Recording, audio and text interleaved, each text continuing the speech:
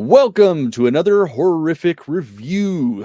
Today, getting joined by Adam, and we're going to be discussing the 2022 film Sick, exclusively on Peacock in the States, I believe. Colin couldn't join us today. Unfortunately, he's dealing with some family stuff, so you're stuck with us, guys. So, yeah, sucks for you. So yeah, I mean, initial thoughts.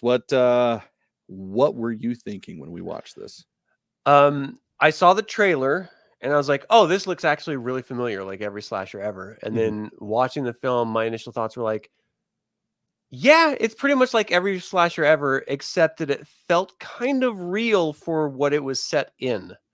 I remember, I'm still fresh on the panic of those times. That's okay. So yeah, the same. That was the biggest thing for me is it's like, that was a year and a half, 2 years ago, like dealing with that specific shit, but it feels like decades ago. Yeah. And it's so funny too, because it's almost like explaining 9/11 to people born after 2011 or 2001, sorry. Where it's like the world just changed overnight and irreparably. Like it's not what it was. And it was so hard to get used to, and it's so crazy to think what we went through, blah, blah, blah. And then I love that every other country watching this is just like, you prima donna cunts. I know. It's like, the funny thing is, like, we deal with bombings every day. That's the funny thing. That's not even the worst terrorism we've had on this soil since the inception of this nation. Yeah. But that's the one that everybody threw a fucking fit about because it wasn't Christians. Because if it's Christians or whites, it's not terrorism. It's just somebody being bad. But that's a whole other different discussion. Yeah, exactly. Timothy McVeigh. But yeah, just like the experience in the grocery store or the experience of somebody fucking coughing. Like that was like I still carry weapons to this day because of the paranoia I had that when I coughed, somebody was going to do something. Like, no joke. I don't carry as much as I used to, but I used to have at least 1 or 2 knives, sometimes 3, and a pair of knuckle dusters because I was ready to fucking throw down if somebody got in my shit. Wow. Now it's just because I'm an angry person. I just want to stab somebody, but that's neither here nor there. Right. But yeah, so the log line for this, due to the pandemic, Parker and her best friend decide to quarantine at a family lake house alone, or so they think, which that just sets up every slasher, period. Like, I mean, you got your fucking Slumber Party Massacre, fucking even, you know, like Black Friday, or Black Christmas, sorry, not Black Friday, different movie, but it's like just the classic isolation and then somebody invades. It's great. Like, it's a great premise. I think the best version that's ever, for me, the best version that's ever been done of that trope is the film Strangers. It's so beautifully put together. Oh, I got it. One of these days I need to rewatch that movie, because I'll be honest with you, I went and saw that in theaters opening weekend with my wife. We were both bored to tears. I'm going to hacksaw Jim Duggan your face with a 2x4. How dare you possibly say that? I really feel like I need to watch it again. I genuinely love that. It's like rewatchable ad nauseum for me. I love it. Oh gosh, I can't believe you didn't like it. Oh, I don't even remember what I didn't like about it, because you know, I mean, that's fucking almost 20 years ago. I love that. Yeah, I just remember we were like, that was just a movie. Thinking about it makes me get excited. It's like the greatest home invasion ever. All right, well, I mean, I will give it that. It's very memorable. Clearly. I don't remember anything about it. Yeah, I don't remember shit. I just remember that it's a movie and I saw it. But yeah, so it premiered initially on September 11th of 2022 at the TIFF Film Festival, so Toronto International Film Festival. And then US had the release of January 13th, 2023, although it did list 2 dates. I'm assuming that the January 13th, that was Peacock, because it was an exclusive to Peacock. But there was I want to say it was like September 13th was the rest of the world, and you know, proper, you know, other VOD services. Then yeah, directed by John Hyams. I think I'm saying that right. If I'm not, he can jump on here and yell at me. Screenplay by Kevin Williamson and Caitlin Crabb. Cinematography by Yaron Levy, which I'll give it up to him, man. Cinematography was great. Like that was probably one of the most interesting aspects of this movie. Like it was shot beautifully, and to pick Utah as a setting. Yeah, I know I'm biased. Like I fucking hate this state, but that view is why I'm still here. Yeah, I can't You can't tell if I like this more because it was filmed in Utah, Weber, Utah, or because, well, I don't even have another reason. It has to be Utah. It's funny because I worked for a client who asked us to sort of pimp them out I work in advertising. And so I went to a bunch of the homes that he designed. He's a home designer. And I was convinced for like 20 minutes that the home that this is filmed in, primarily the entire film is in one home, was the home that I went around and took photos of. And like, cause it's indicative of every like high-end Utah second at home ever made ever. It is just, this is what people come to Utah and build homes to look like, is log cabins with way too much lacquer finish on the interior wood. Yeah, and man, that's so just, it's weird looking, but like for some reason, wealthy assholes love it. And fuck if this house didn't have it in spades. It looks so Utah. The only way it could have looked more Utah is if it had like a BYU Cougar shirt draped over a sofa somewhere. Yeah. It's the only possible way. Yeah, I agree completely.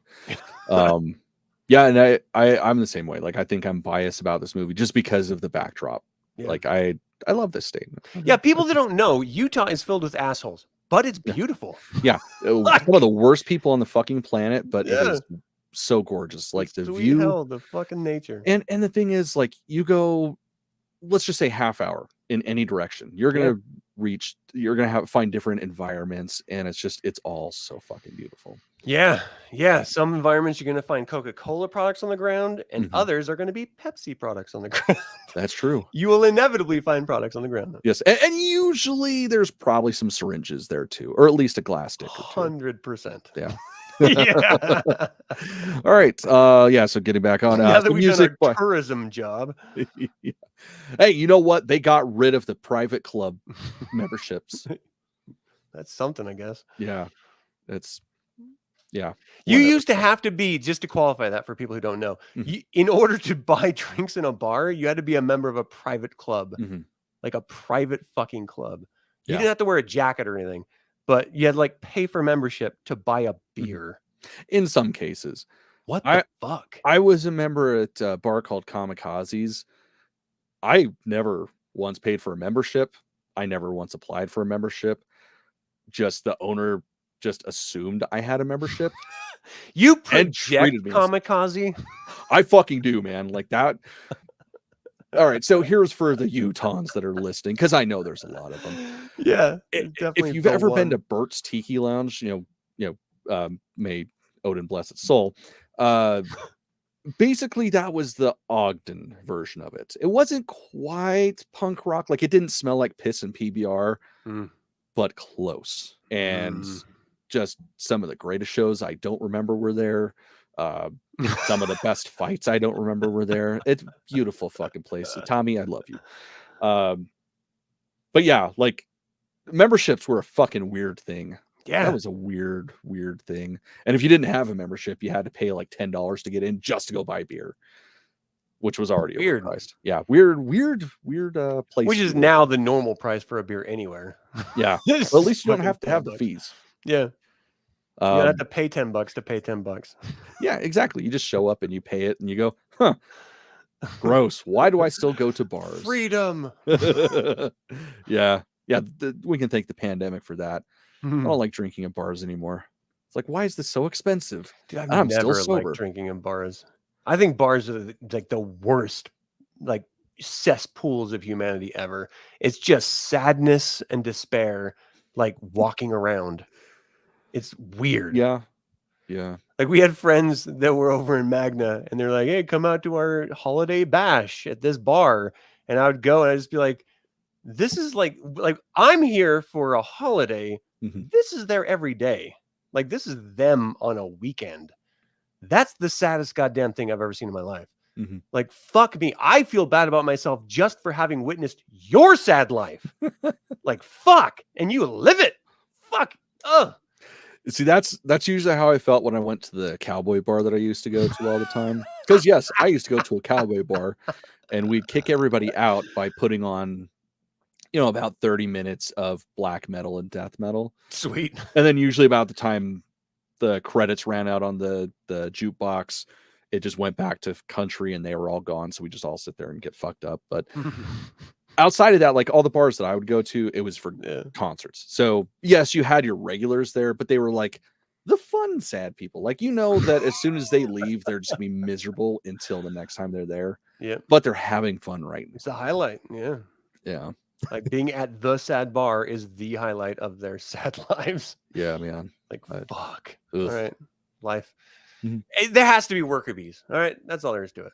Yeah. I just definitely like to think of myself as one. Yeah. No, I mean, that's society. Like, people always think they have to be so important. And guess what? You don't. It's fine. We need people at McDonald's making Most our of you burgers. aren't. I'm not. Like, I don't have illusions. Yeah. What are we talking about? So we're talking about the cast now, because music by Nima Fakara, I think. That's exactly. Yeah, I'm pretty sure that's how it's said. So yeah, there are literally 2 RAs in it. So he was. There are, and right by an H, so it makes it difficult in my American. So cast wise, we got Gideon Alden as Parker Mason, Beth Millen as Mary Woodlow, Dylan Sprayberry as DJ Cole. Definitely a real name. Yeah, it's totally not made up. Mark Menchaca as Jason, Jane Adams as Pamela, Jolie Courtney as Tyler, Chris Reed as Jeb, Dwayne Stevens as Mr. Lyons, and Logan Murphy as Benji. Which the fact that he's credited is kind of amazing because he's not even really in the movie. Yeah, and he's not even a dog. What kind of person names their kid a dog?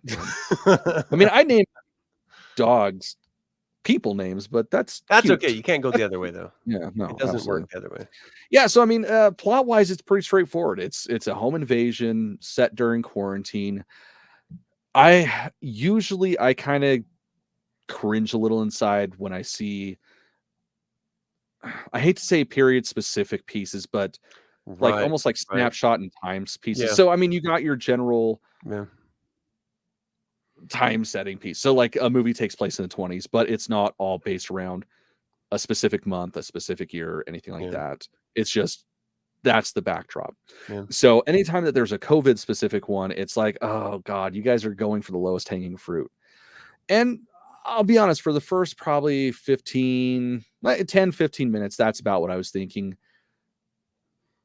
But it kept getting more and more real, like we were talking about earlier. Like that was our shared experience. I did hate the fact that they got the time periods wrong, because realistically, it's not that hard to look up. Yeah. Like this takes place initially. So the opening starts following some kid. Ultimately, he ends up getting murdered, and it's funny. But so in Utah, which that's where this is taking place, they're not hiding that it's Utah. The shutdown was April 1st, the greatest April Fool's joke ever. But this show, it's starting on April 3rd and talking about shutting down on the 4th. And it's like, that's a real easy fix. And if you want it to be semi-realistic, come on, but whatever. But as soon as he dies, it's like, okay, you know what? I don't care. Let's play with the timeline a little. Yeah. I liked that. I mean, the screenwriter was the guy who did Scream. So we're not hiding any illusions that this is a Scream type slasher film. And you have to qualify slashers, because ultimately there's always the problem you have to get over with technology when it comes to a slasher film. Why don't you just use your cell phone and call someone? But if you set this in the pandemic, no one wanted to help anyone. We were all worried about buying guns and toilet paper to protect our own. Yeah. Like everyone was isolated unto themselves. And so to have that opening scene not be a girl like you get in every Scream film getting slashed to death by the murderer, but instead a dude who's like fighting back and stuff. I was just like, yeah, I could totally see this happening with a dude bro who was just, trying to get some toilet paper and chips. and ends up fighting for his fucking life, and Yeah. no one wants to come and help him.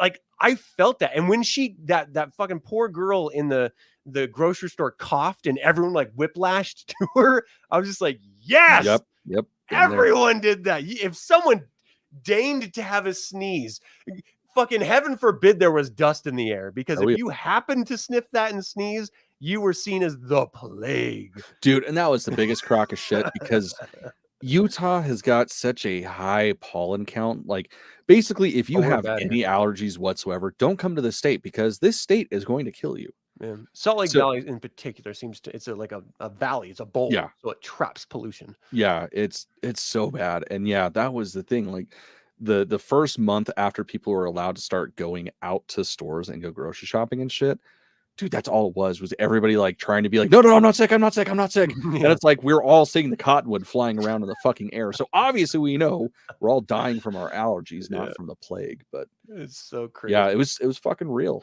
I just remember reflecting back on that moment, because as insane as you see some of the people in any film act, I feel like it didn't even compare to the reality of how people react. No, because I've seen people fist fight over in stores. Like when that lady was like, really begging for the tissues. Mm-hmm. No, that's like somebody punching somebody and grabbing it with their kid in their arm and running off. Yeah. I've seen that shit. Yeah, in Utah, it would have gone much different. It would have been like some dude that called her I don't know, a libtard or something, punched her in the face, and they just ran away saying, "You're a goddamn slave, doing what everyone tells you to do. Fuck masks." Like running out or something. Pretty much. I was in a tire store during the pandemic once, and a dude came in, and out of nowhere, some guy across the goddamn tire store was like, "Put on your mask." And I was just like, "Oh, here we fucking go." And they just started yelling at each other across the fucking way. Like, he's going to leave in like 2.3 seconds if you just shut the fuck up.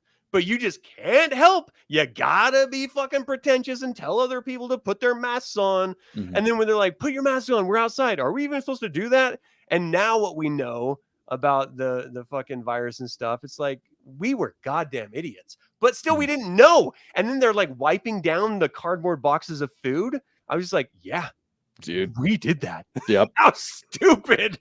And it's like, none of us licked the fucking containers. What was the big deal? Now, I will admit for a hot minute, because we always have like a copious amount of alcohol wipes, I would wipe down my beer cans and shit. Unless it came in a box, I would wipe down the lids, because I'm going to be putting that shit in my mouth. And you don't know what fucking asshole is coughing on shit. Because that was something I experienced all the time too, was watching people walk in, look at motherfuckers, take off their mask, go, really? Yeah, dude. Like, I got so many times I almost got in fights with people. Like, if my wife hadn't stopped me, I'm pretty sure I would have had a record before the end of the year of 2020. Man. Yeah. Oh. It was a crazy time. Chris said, "Great to see you guys. Thoughts to Colin." Yeah, man. It's a shame we can't be here, but understand it. Family shit's way more important. Is it though? Well, it depends on the family. Is it? Yeah. Yeah. Family is complicated. It really is. But the thing is, I didn't particularly enjoy this film as a film. I enjoyed what this film reminded me of. Same. Like, that's the thing, is it was a straightforward slasher. Yeah. Some girls, and it was short, which I really enjoyed too. That I did appreciate. Like, I fucking hate movies that are 2.5+ hours if there's no reason. Yeah. Like, I'm sorry, you're not fucking Martin Scorsese. You're not anybody of importance. Don't make a movie that fucking long. Even most of Martin Scorsese's movies shouldn't be that fucking long. Killers of the Flower Moon, take an hour and a half off of that movie, maybe 2 hours. I would have loved it way more. Yeah. I liked it, but it was too fucking long. It just made me feel bad about myself. I had no connection to any of that, and I still felt horrible the whole time. I'm like, looking over to my wife. He has to know what he's doing, right? But he loves her. Why? He's going to stop, right? She's like, yeah, of course he is. Why would he continue? I was like, right? And then he keeps going. I'm just like, I loved you. Why are you doing this to me? Fuck you, dude. And that's the shit I don't get about that movie. Is so many people sympathized for him. It's like, no, he was the villain from the beginning. He was fucking killing. We aren't supposed to feel bad for him. We opened with him admitting to go along with the plan. Yeah. Like blatantly, like it's not even subtext. It is straight up out in the open, verbatim. Are you gonna do what I asked you to do? Absolutely, there, Uncle. Because I like women. Yeah. God damn. I like big girls. I like them soft. I mean, I could appreciate that, man. I've told you what my type is, right? Female. Yes, I like them all. Yes. And on Man Camp, yeah, you know what, Man Camp, different story. We do what we gotta do. Which actually, hold on, okay. So here is my note about Man Camp, because we have had some bougie bitch man camps before that I could have seen us being in this spot. Why the fuck haven't we had a dance party yet? That's true. I feel like if they can have a dance party at their man camp, we should too. You know what I was thinking when we saw the dance party? So the dance party is like they get to the like home, the vacation home, and then they like do a little bit of sort of like lakefront sunbathing, and then they go, her boyfriend comes back or comes, and she's being total cunt to him for some insane reason. It's her ex. Yeah, but she like still is in for it. Like she everything she did was just to get his attention, and then she's being a total bitch for no reason.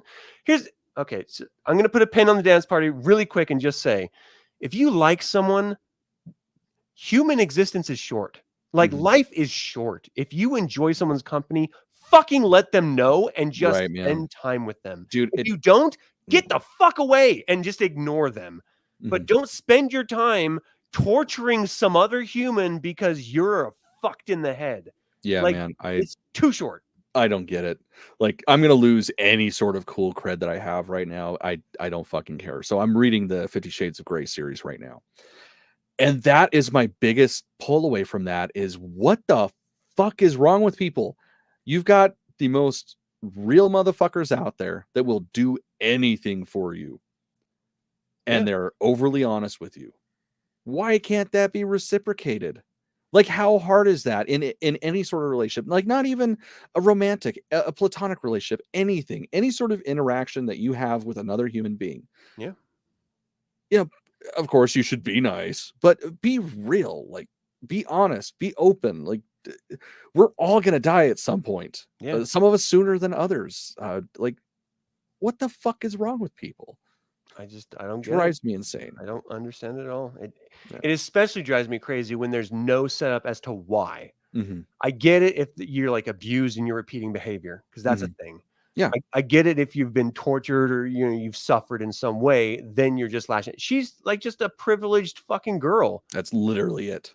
That's like, all it is. You don't have to be a cunt. That's a choice you're making. And even her friend.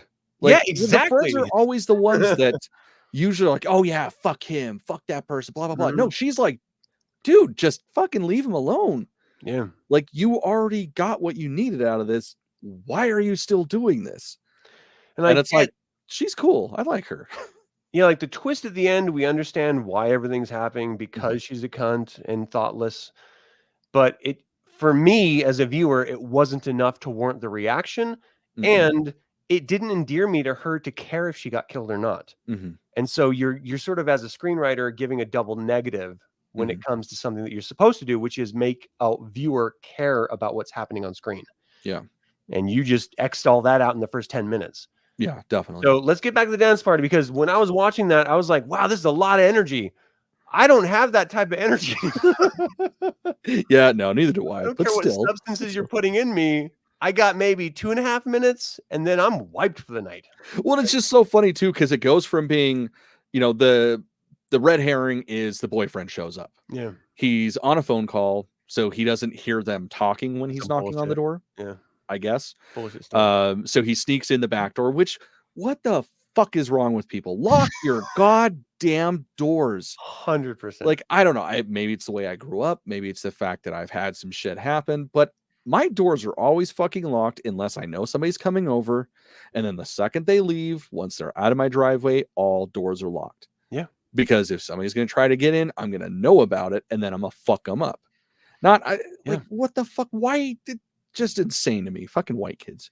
But yeah, so like the red herring is the boyfriend shows up, scares him. Oh, yeah, okay, you're an asshole. Fuck you. Why are you here? And then dance party after they smoke pot. It's like, I'm sorry, but if I'm drinking as much as they're drinking, because they're doing a drinking game, watching CNN, and every time Fauci said they drink, no, there is no way in hell those two are walking or coherent.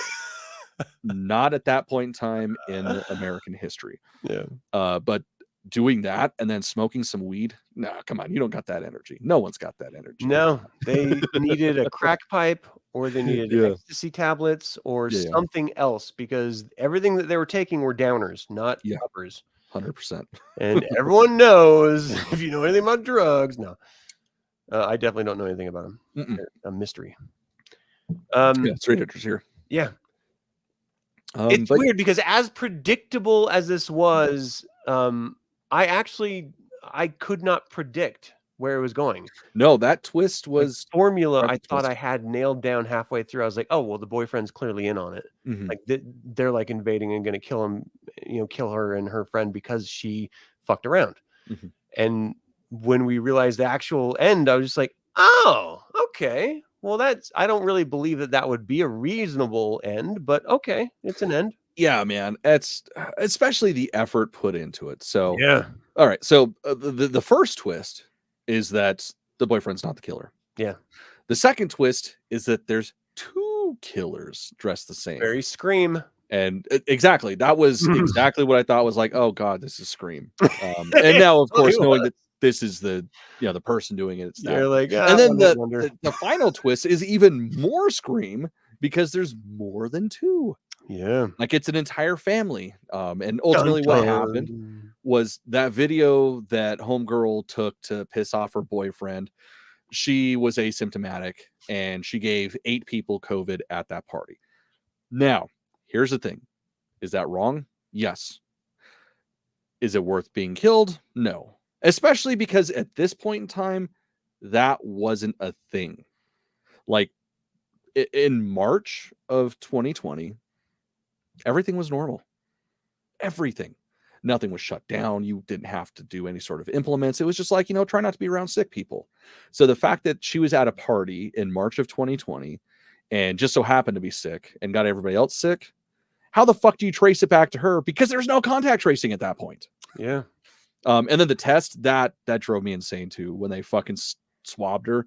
And it's like, this happened a while ago. How the fuck are you going to test her now? Let's throw science out of the window and let's say that tests were available at this point. Why the fuck are you testing her now before you kill her? Just fucking kill her. And the fact you've already killed her boyfriend at this point. You've tried to kill her best friend and her, and now you're going to test her? Like, cart before the horse here? What the fuck? Yeah, man. No. Yeah, man. It was an interesting. And just the fact that you have no evidence that this woman is the one that killed your kid from COVID, right? Yeah. None at all. He was at a fucking party with a ton of people. You just saw a social media post that she macked with him, and you're assuming she's the only one that he macked with, and he didn't like date rape some other girl later on that night, as frat boys are prone to do. And like that she's the one, right? And so you follow her out into the middle of nowhere. You lose one of your son's brothers. I'm not entirely sure. Yeah, I'm still unsure. I think it's a son. I think it was the brother of the kid that died. Yeah, maybe. I have no idea at this point. But then you and the surviving person that came out here to murder with you, you're just like, here, we're going to wait to see if this is actually true that you had COVID or not. Even if she has COVID now, has no indication that she fucking got him sick and died.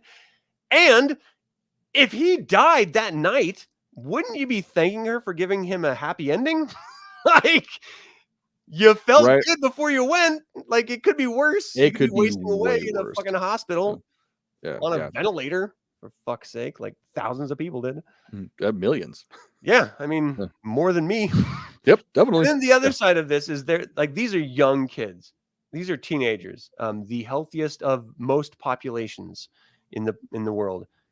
They're the least likely to die from this, which I found is like I went insane during the pandemic. I'm like, nature is trying to kill me normally. So when they pile something else on me, like, I just kind of take it personal and I lash out. That's just how I behave. And so I was really shitty to a lot of people around me during this time. I feel like they still went overboard. I was like, I feel like I went too far, but they went just that much further. Yeah, this was a whole other level of petty. Like, and quite frankly, looking at that kid, he looked like a fucking putz anyways. Like, whatever. It's probably better that he's gone. He did. He had a huge head. I'm just saying. Huge fucking head. Looked like a douchebag. He's just too big for his body. Yeah, he looked like a tampon that soaked up too much blood. And for some reason that I remember in high school, totally off topic. I was in high school. We were getting high. We went down to this, what's now a dog park, but at the time it was like this abandoned gully up in Holiday, Utah. And a girl that I didn't even know existed before this day pulled her dress up and pulled out a tampon and just held it and then just flung it over her shoulder. I'd never seen that before. And I'd never seen like an engorged tampon before. I've always seen the before product, never the after product. And it just threw me for a loop. I was just like, I can't tell if I love this woman or if I'm grossed out, because it takes like freedom and balls to do that. But like, ew. It was like the weirdest moment. And I was high at the time too, so it didn't help. It was weird. Anyway, when's the first time you saw a full tampon? That would have to be when I was working at Savers. I had to clean, dude. I have seen some shit from working there. I worked there for like 2 months, 3 months, maybe. Some of the worst parts of human, like the human populace I've seen was from there and what they do in bathrooms, specifically women. There's nothing like cleaning up blue shit off of the walls, the floor, the toilet, and the ceiling, all as soon as you walk into work. And then, of course, you know, like tampons and shit thrown over. Yeah, man. I don't know what the fuck this bitch was eating, but there was something that was tinting it blue. It haunts my dreams sometimes, man. It was rough. Shit. Yeah, man. I thought green eggs and ham was fucked. You got me. Yeah. All right. So that's what we're talking about today. Yeah, I mean, that's more interesting than the Colin. movie. He's missing it. He's missing it. He's like, I mean, never again. That's pretty much it. I mean, they of course the girls win in the end, because why wouldn't they? Yeah. But they're not final girls. Like the friend could almost be a final girl, but not really. Yeah, she fell in the trope much closer than the actual heroine, I guess. Thing is I don't mind it. Like, we're sort of at this weird junction in time, at least the way I'm seeing it, where you have those of us who love the genre and we're like, final girls are awesome, but is it tired? Is it a tired trope at this point? And then you have the other side of the world that's like, girls are always treated like garbage and they can't ever do anything. And the second they start to do something, everyone calls them a Mary Sue. And they're like, this is their moment, so let's keep doing it. And it's like, you're dumb. And I kind of feel like we have run this trope kind of dry. And I like it when we see the struggle, we see the fight. It's not like a Jamie Lee Curtis where her back was against the wall, she fired a couple times, Loomis came in there, you know, sort of hit him, and then he went over and like she's safe for the first film. This girl was fucked up. Yeah. And yeah, they fought back, and they fought back hard, not as hard as I wanted them to, and it took them too long to get there because I was like yelling at the TV.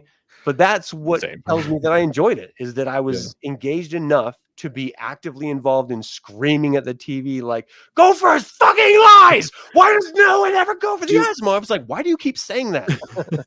Well, and then like when she's bashing the dude in the head with his giant metal implement. Yeah. Like, I'm sorry, but if you're hitting somebody on the head who is going to kill you, there is a deadly weapon within arm's reach. You keep hitting until you see brain matter. Yeah. Yeah. And she stops because, he stopped. He's not moving, so it's okay. It's like, obviously, he's going to get back up and kill you. Fuck. Yeah. Have you never seen a movie that you're in? Like, this is what happens. Right. Fuck. Yeah. No, that's the worst when they're like, okay, well, they're like their head just like turns to the side. And so like, oh, he's dead now then. Because you would not turn your head like that otherwise. Yeah. Like any sleeping. The thing is, though, at least it's stuck with continuity in the film. Like after Friend falls off the 2-story house and miraculously only sprains an ankle. She's laying there and she's like, oh God, I heard I need to get out of here. Oh no, you gotta pretend you're dead. Here, let me adjust your bangs. It's like, her bangs. They're unruly and there's stuff in it. The telltale sign of a dead woman. Yeah. Her bangs like I actually really did like that moment though, because he was like, act like you're dead, because what else are you gonna do? What are your choices here? You either act dead or get fucking killed. Well, and the best part of it is she's telling her friend to do that. Smart. All the while she's going to hide behind a tree. Not smart. It's like, dude, it's a fucking tree. He can clearly see around the tree. You're not fooling anyone. There's that obligatory shot where she's like clearly wider than the trunk of the tree, looking over her shoulder, and the bad guy just turns, and you're like, did he see her? Yes, he saw her. She is bigger than the fucking trunk of the tree. There's no way. This isn't Sesame Street. They don't disappear when they run past a tree trunk and then reappear running the opposite way like Scooby-Doo or something. Like, this is real life. Yeah, he sees you. You're not a tree. You're a human woman. Fuck. Yeah, it was pretty funny. Ridiculous. I love those shots because there's no way they're filming that shot and they're like, is this supposed to be believable? And they're like, no, clearly not. This is not supposed to be believable. We just have to do it. Well, that's the thing. A lot of aspects of this movie, if you just look at it as hyper reality, like you kind of just ignore the rules, it's okay. Like when she gets to the neighbor's house after paddling a fucking pontoon across, he cocks a double barrel shotgun. It's so good. And it's like, yeah. I actually had to stop and rewind it because at this point in time, I mean, it's 1 a.m. I'm on medication. So I'm like, okay. Hold on, turn up my headphones, fucking rewind on the PlayStation, hit play.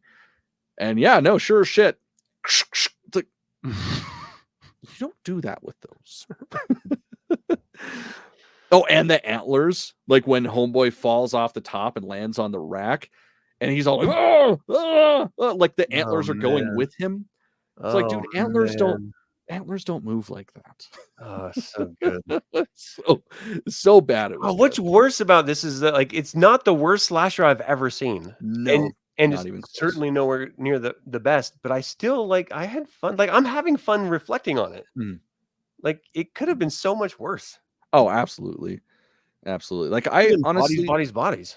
I was expecting it to be woke and like, some sort of meaning behind everything. And no, it was just people are gonna die and you're gonna go, how? Yeah. No, actually that makes me want to rate it better because it didn't go for the easy sort of money grab of speaking to an audience about something. It just said, no, this is a shitty slasher, so we're just gonna do our thing. Yeah. I dig it. Yeah, definitely. It's like it references Friday the 13th characters. It feels like a cheap 80s flick, but it's clearly in the 2000s because of the pandemic. It created an interesting twist on why people wouldn't help other people because of the pandemic. And it made me remember the insanity, like the genuine insanity, because you reflect back on it and I don't remember it being as crazy as it actually was. And the constant panic and anxiety that I experienced for like 3 years straight because of that and earthquakes and stuff. Like I was fucked up for a very long time, and this took me right back quickly. So I don't know if it's my PTSD or if it's fucking just like it captured a moment well enough that those who lived that moment will always resonate with it. And so it almost makes it a timeless, no one will watch this in 2 years, but a timeless film if someone who lived it, you know, and they're now 80, ready to die, and they're like, I want to see one last movie. I've never seen this. And they're like, oh yeah, ha ha, I remember talking. Like that, it'll connect, you know what I mean? Yeah. You throw in some other rando fucking, I don't know, middle of the line Blumhouse fucking message movie, and no one's going to remember that at all. They're not going to reflect on it. They're not going to have any emotional or memorial connection to it. Like, that's cool. You know, I mean, I don't know. But then again, I do remember watching originally that it was like a Skype horror film that was on Shudder during the pandemic.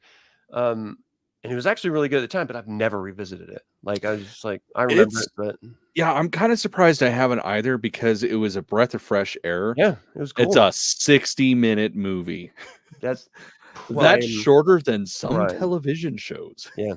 No, I think that's a perfect horror film length. Like if you just want to get in, get out, get an experience. And yeah, it was really well done too. Yeah, I mean, for what it was, you know, it was just like Zoom meetings, but it was interesting take on it, you know, and it sort of bled into that Blair Witch territory of like found footage and stuff with that sort of, I don't know, the live camera watch, I don't know, aspect of it, but whatever. Yeah. I'm high, so I'm not sure where to go from here. You know what? We're pretty much at the end. Like really, it's a straightforward slasher. Yeah. People show up, people die. There's a conclusion at the end. That's it. Like this is not a thinking movie at all. No. And if you just want to see some people get killed in funny ways, it's worth watching. Yeah. Like, especially if you already have a streaming service that has it, like it's still free on Peacock.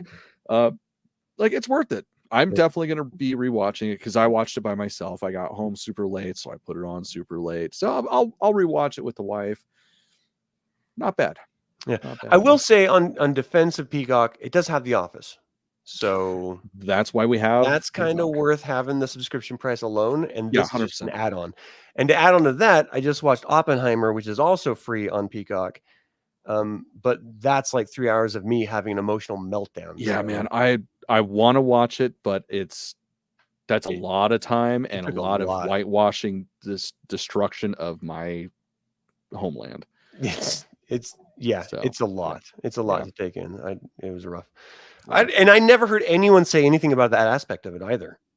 Oh, like of course. The emotional toll of, I mean, not just like the disrupting of the native peoples. No. Just like a throwaway line in the film. He's like, oh yeah, and Indians come up here for their dead, but let's build a town here. Like that was literally a line in the film. And you're just like, wait, what? Go back to that again? Isn't that the premise of like some horror films? Like, a lot.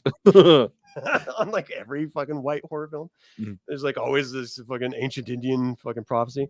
Like even Amityville Horror went there. So I don't know. It was a throwaway line, and you're just like, dude, you can't acknowledge a little bit more about that aspect of it. Not just a little bit. Fuck. I don't know. The whole movie though, I was like a fucking train wreck. And I'm doing this constant. I don't want to. This isn't that review, but I'm just going to. Fuck it. We're talking about 2 minutes more.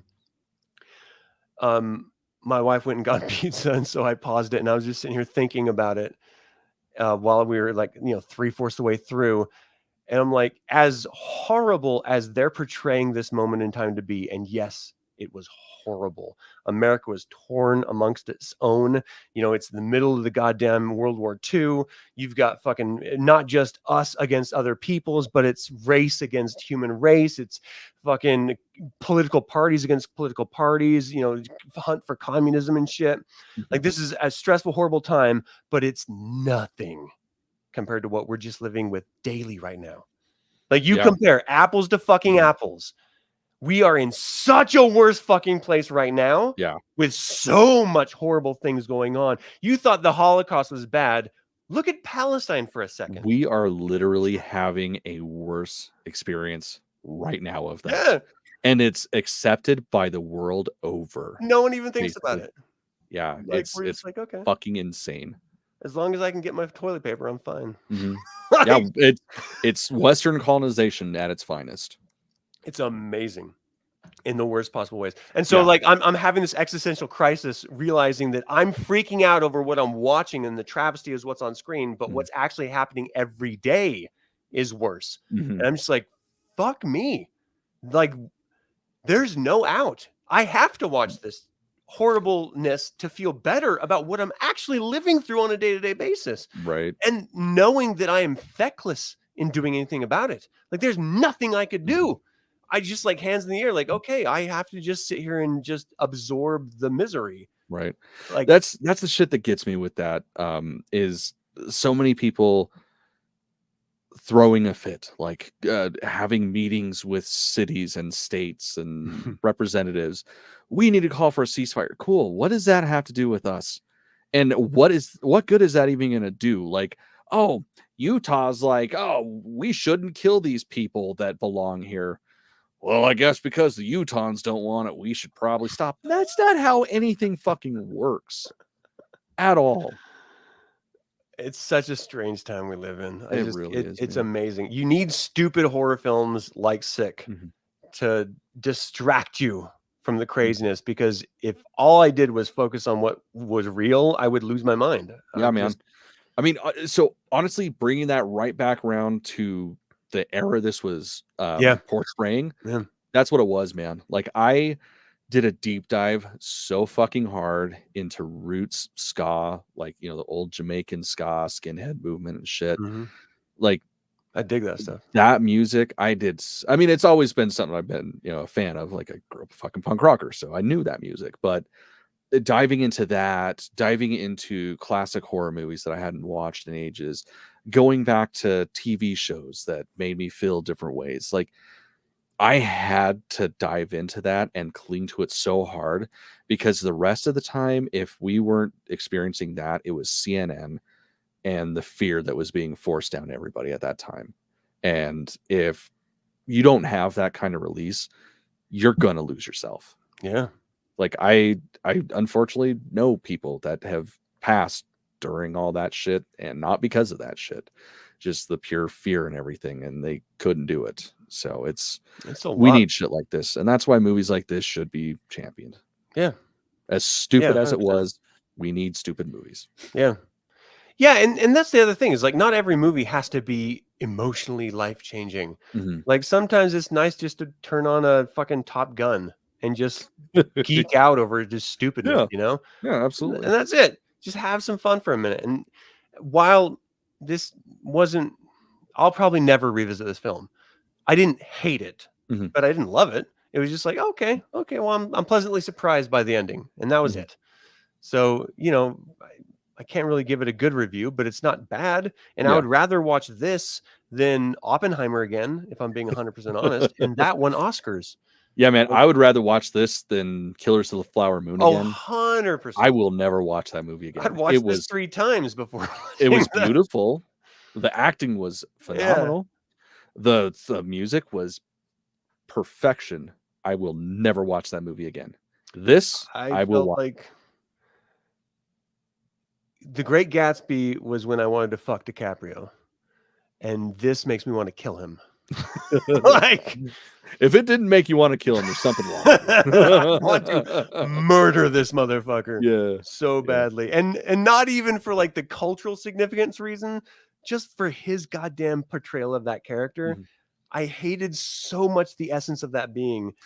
Like, you're gonna poison your fucking wife? Really? That's what you're gonna do? I will fucking strangle your ass. That is insanity. Just leave her. Like, fuck. Oh, white people the worst. All right, so Chris brings up an actual great closing question if you're interested. Oh, absolutely. What's the last movie you want to watch on your deathbed? I mean, that's a lot to ask. I will be honest. It's going to be something stupid. Like okay, hold on. Probably. I want to get your answer. I want your answer plus a double feature. Oh, double feature. All right. That's fucking easy as shit. The only double feature that should exist in that kind of case, Ernest Scared Stupid, Killer Clowns from Outer Space. That's how I want to go out. All right. What if it was the last one? Last one, Ernest Scared Stupid, man. Wow. So, okay. It's a tie. I guess it depends on my mood. Yeah. So if Do I know I'm gonna die, or well, no, of course I'll know I'm gonna die, but it depends on if I'm like, I'm gonna be bleak and stoic and go out that way, or if I'm like, I want to laugh like a fucking child and die with snot on my face. So obviously laughing, Ernest Scared Stupid. If I just want to feel something before I'm gone, Smoke Signals. Oh wow, I still have yet to see that. We're gonna watch it. You're gonna get the experience. Damn it. Right. What about you? Yeah. I've literally never thought about this before. We're talking about it now, so I'm just sort of off the cuffing it. I think I would want to go back to a place of young Adam where everything was innocent and exciting and new. Mm-hmm. And I have to go back to that scene in Nightmare on Elm Street where Freddy is chasing Nancy and she runs into the body bag of her best friend and the bugs are spilling out of her mouth and shit. Yeah. I was fucking terrified as a young Adam watching that. That would be my last movie. Like, I have to see that scene, seeing her body dragged through the halls and then, where's your hall pass, bitch? And fuck your hall pass. Oh God, I love that shit so much. Hell yeah. So I think that would be a good one. If it was a double feature, I would want to go like fun. You know, if I'm going out, I want to go out with some like enjoyment. Mm-hmm. There's so many really good films. I keep going back to something as stupid as like this. Like I think it's This Is the End or The End or something. Hell yeah. Like that. No, that would be a good one. Yeah, Seth Rogen. Fucking. I don't know why I like it so much, but I really do. Yeah. No, that's a great movie. Every time I turn it on, I laugh my ass off. Mm-hmm. And then I'm weak in the knees for Jim Carrey, and something about him coming out of a rhinoceros's butthole is like the funniest thing to me. I do not understand people that will argue that the first is better than the second. That is that's the sequel miles apart better than the first, which I love. 100%. I love the first one, but that scene, like, I've almost pissed myself numerous times watching that movie. I didn't know the Wachutus were biters. Your balls are showing. Bumblebee tuna. Bumblebee tuna. It's so amazing. It's oh fuck. Yeah, it's a great one. You gotta hijack the Horrific podcast more often. Yeah, man. I think we'll have to do that. Just start talking about. All right, Chris, hurry up. We're at the end. We need to know yours. You asked us, so we're asking you. What's your last movie? You shouldn't even force us to ask you. You should ask us the question, then give yours, so we don't have to guess. Right. Well, I mean, that's what I was doing. I was changing over to the chat to see if he had said something, but you know what? Hanging. Let's guess his. I'm gonna put out there. I think it's what? I see what you did there, motherfucker. What? Said my deathbed movie would be a documentary on how scientists are working to resuscitate dead fat guys. That's like, that's good. I don't know, man. I don't think I would want to live past when I'm supposed to expire. That just seems miserable. How do you know when you're supposed to expire? Oh, well, it's because I'm insane and I'm going to ultimately end up taking my own life. Like, that's probably how I'm going to check out. It's either going to be something ridiculous or I kill myself. Super fucking dark. No. It's cancer or anything like that. Like, I will not go through cancer again. So what's going to happen. Fucking humble brag. Okay, Empire Strikes Back. That's good. That's a good one. That would be your last one? Man, I know some like short little porno clips I'd want to watch before I die before Empire. And I love Empire. Yeah, I love it. I don't know necessarily if that would be my last, because at that point it's like, fuck, well, I gotta hold on to watch all of them in order now. Yeah. Yeah. That's a good one. That's a good one. Well, I think on that note, folks, we are done for today. I, of course, wrote down the outro because I'm smart like that, but I will try to repeat it as best as possible. you guys know the drill. Do the typey clicky thing, subscribe, support our shit. Somewhere down there in the link, you can buy some cool shit. Hoodies, they kind of wear off a little bit, but everything else seems to be holding up pretty good. But yeah, until next time, keep it creepy and keep it horrific. Keep it